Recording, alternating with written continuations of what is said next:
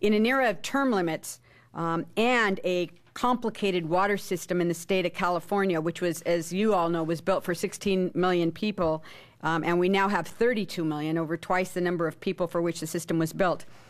And given the reality of the fact, which is that 2/3 of California rely on water from the Delta, water which falls in Northern California and gets transported all over Northern California as well as Southern California, and the regional biases in every hydrologic region of the state, which results in parochialism and resentment about water and how it's used and who gets it and why and who gets first in line.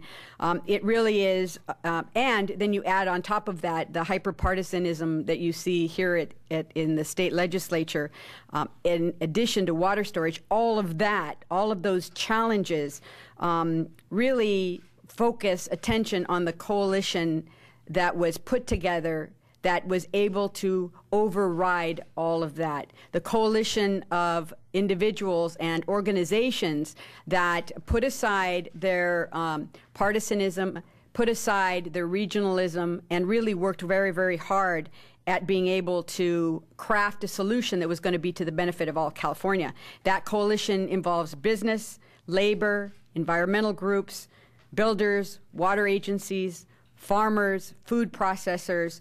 That coalition of organizations supported the water package in November, and they continued to support the bond as we passed in November. And all of those organizations continue to support the postponement because of some of the economic and physical realities of our situation here in the state of California. So I don't want it to be lost that this coalition continues to work. Many of the members are here today and will speak about why they're here and why it's important that we continue on the path that we set ourselves on in November, and why it is that the decision was made to postpone the election process.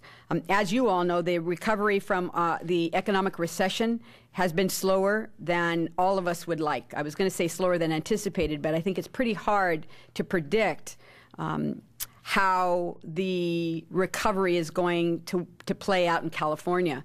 We tend to feel these recessions fairly strongly.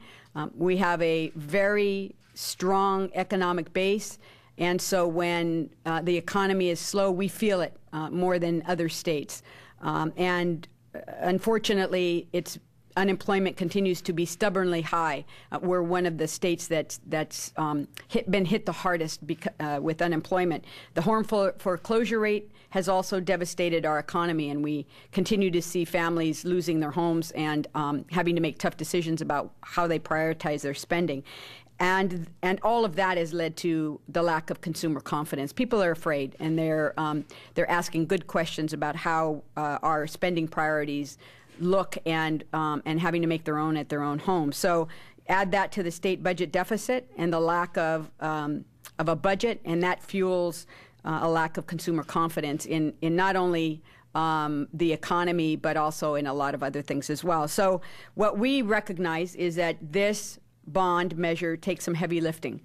It involves resources for every single hydrological region in the state, and I'm prepared to talk about those if you would like. But suffice it to say that Californians understand very clearly that water is a big issue, and they've seen what the lack of water does to our economy and how it's impacted agriculture in the Central Valley. And they know that we have to have an investment in our infrastructure. But given all the other fiscal realities, right now there is a lack of confidence. And we have to get out and do a really good education process, talk about what's in the bond and how we're going to roll it out and when, so that people feel very, very comfortable with it. We feel, and the coalition felt very strongly, that there's not enough time to do that between now and November, and that we need to spend the next couple of years going around and doing presentations, building consumer confidence, and building consumer commitment to this bond. And in a new era of water, and this really is going to be a new era of water, one of our key education features has got to be conservation. We've got to be wiser about how we use water.